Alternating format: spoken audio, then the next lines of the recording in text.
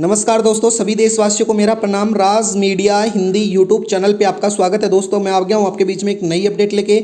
आज हम बात करने वाले हैं भारत में ठेका कर्मचारियों की बल्ले बल्ले होने वाली है। जी हाँ दोस्तों, 21 जुलाई 2025 को ठेका कर्मचारियों का न्यूनतम वेतन 18,000 रुपये तक प्रति माह किया जा सकता है। और किसको मिलेगा यह वेतन बढ़कर और किसको नहीं मिलेगा, वो संपूर्ण जानकारी इसमें जानने वाले हैं। जो कर्मचारी उनके लिए बहुत ही अच्छी खबर निकल के आई है दोस्तों, यानी कि सभी जो ठेका कर्मचारी उनके लिए बड़ी जानकारी निकल के आई है, यानी कि जिनका मानदेय 18,000 रुपये तक प्रति माह किया जा सकता है। इसके बारे में विस्तार से संपूर्ण जानकारी हम इस वीडियो के माध्यम से जानने वाले हैं। तो राज मीडिया हिंदी यूट्यूब चैनल को सब्सक्राइब कर लेना, वीडियो को लाइक कर लेना। दोस्तों चलो वीडियो स्टार्ट करते हैं। जी हाँ दोस्तों, ठेका कर्मचारियों को अब 18,000 रुपये तक प्रति माह न्यूनतम वेतन मिलेगा, यानी कि किस प्रकार से मिलने वाला है, यानी कि नेचुरल जो एजेंट हैं उनके अनुसार इस संबंध में आदेश जारी हो चुके हैं। यानी कि सुनिश्चित किया गया है कि सभी को ठेका कर्मचारी को 18,000 रुपये वेतन मिलेगा। यानी कि दोस्तों विस्तार से मैं समझा देता हूं आपको। यानी कि न्यूनतम वेतन चाहिए ठेका कर्मचारी हो, संविदा या दैनिक वेतन भोगी कर्मचारी के लिए न्यूनतम वेतन प्रति माह का 18,000 रुपये निर्धारित किया गया है सरकार द्वारा, यानी कि केंद्र सरकार द्वारा। दोस्तों राज्य के अनुसार थोड़ा बहुत अलग अलग हो सकता है और जो उनके व्यवहार यानी कि उनके योग्यता के अनुसार भी अलग अलग हो सकता है। सरकारी आदेश यानी कि इस संबंध में राज्य सरकार द्वारा समाज देश के जारी किया गया है कि यह सुनिश्चित किया गया है कि किसी भी ठेका कर्मचारी का 18,000 रुपये से कम वेतन न मिले।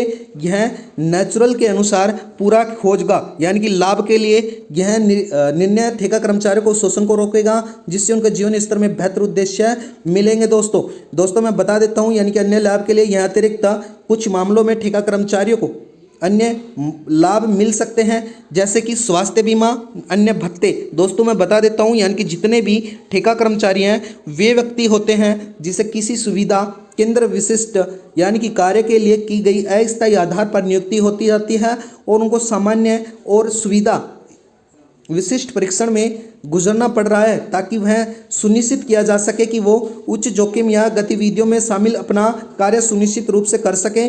कुछ ठेका कर्मचारियों को सुविधा केंद्र से लंबे अवधि तक काम कर सकती है और ऑपरेशन में यानी कि जो ऑपरेटर है उसकी सुविधा कर्मचारियों को प्रसारित की जा सके।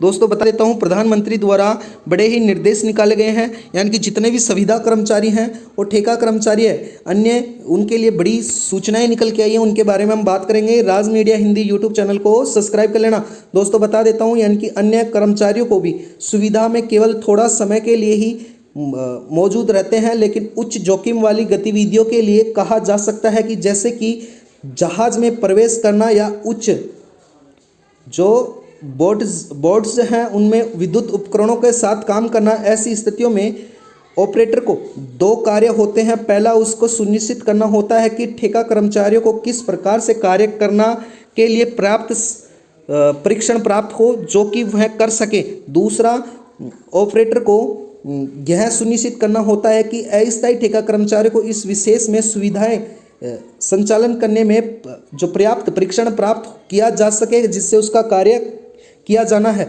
यानी कि दोस्तों स्पष्ट रूप से यह है कि उनको प्रशिक्षण भी दिया जाता है और यह सत्यापन में जो उनके दस्तावेज हैं उनको उपयोग भी किया जाता है। दोस्तों बता देता हूं, कुछ ठेका कर्मचारियों को लंबे समय तक किसी सुविधा केंद्र के मौजूद रहती है।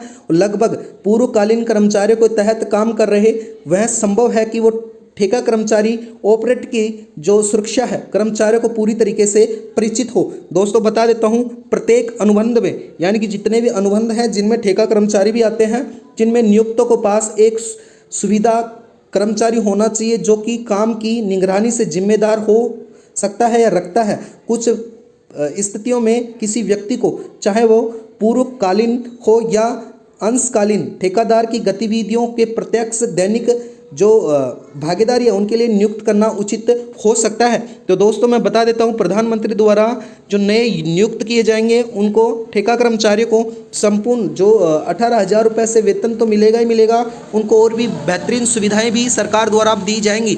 दोस्तों मैं आगे बता देता हूँ, ठेका कर्मचारियों के प्रकार, यानी कि ठेका का शब्द, ठेकेदार का शब्द जो है दायरा बहुत व्यापक है, यानी कि जिसमें बहुत बड़े संगठन भी शामिल हैं। जो मुख्य परिचालन कंपनियों में भी बड़े हो सकते हैं। यहाँ तक कि छोटे एवं कम जोखिम वाले काम के लिए भी नियुक्त किए गए एकल कर्मचारी भी उत्कृष्ट सुविधा प्रदर्शन के लिए प्रसारित कंपनियों को ठेका कर्मचारी को खासकर दीर्घकालीन जो ठेकेदार हैं उनके साथ ऐसा व्यवहार करने का लक्ष्य रखते हैं मानो वो जो संगठन है पूर्ण सदस्य हो। हालांकि ऐसा कोई नियम नहीं है जो सख्त अक्सर बात कर इनकार कर सके कि स्थायी कर्मचारी और ठेका कर्मचारियों पर काम कराने वाले को बीच में कोई अंतर है। यह अन्य अंतरों में निम्नलिखित है दोस्तों, यानी कि जो ठेका कर्मचारी हैं बता देता हूं, यानी कि ठेका कर्मचारी को तय किया गया दीर्घकालीन नियुक्तियों पर कार्यरत कर्मचारी भी हैं इस सुविधा का अभिन्न अंग नहीं है होते हुए जहां वे काम कर रहे हैं, इसलिए उनके मानक और मूल्य आवश्यक रूप से मेजबान सुविधाएं का सामना होंगे। ठेका कर्मचारी को आगे बढ़ने जाते हैं, यानी अगर ग्राहक चाहते हैं कि वो रुकें और तो भी हमेशा के अगले काम तलाश कर रहे हैं, यहाँ जानने की यह वे उनकी सुरक्षा नहीं है। ठेका श्रमिक विशेषकर कार्यस्थल केवल छोटे समय के लिए ही उपस्थित होते हैं, न वे तो सुविधाएं की संग्रह सुरक्षा संस्कृति के परिचित होते हैं, न उनके आंतरिक संगठन में होते हैं। दोस्तों बता देता हूँ, कार्यस्थल की सुरक्षा भी की जाती है इसी प्रकार से बेहद तरीके से ही किया जाता है। बता देता हूँ दोस्तों, यानी कि तर्क यह है कि OSHO का मानक है जो कि कर्मी को बता रहा है कि उसके कार्य के लिए संभवतः कर्मचारी सुरक्षा के लिए सबसे बड़ी अच्छी तरीका है। ठेकेदारों के प्रकार में शामिल है अनुबंध कंपनियां जो ठेकेदारों के थ्रू दी जाती हैं, और डिज़ाइन कंपनियां होती हैं वो भी ठेकेदारों के थ्रू दी जाती हैं। उप अनुबंध कार्यकर्ताओं को भी ठेका कर्मचारी, इसके साथ ही जो ठेका कर्मचारी में आते हैं जो सुविधा कर्मचारी भी आते हैं, रख रखाव वाले ठेका कर्मचारी और आतुल्य या सलाहकार ठेका कर्मचारी होते हैं। उनके सभी के वेतन में मानदेय में बढ़ोतरी करने के साथ साथ ही उनको सभी सुविधाएं दी जाएंगी अब सरकार द्वारा दोस्तों, जो राज्य के अनुसार अलग अलग हो सकती हैं। वीडियो में बनने के लिए धन्यवाद। चैनल को सब्सक्राइब कर लेना। राज मीडिया हिंदी यूट्यूब चैनल पर रोज हमारी इसी प्रकार से नई नई अपडेट आती हैं। धन्यवाद।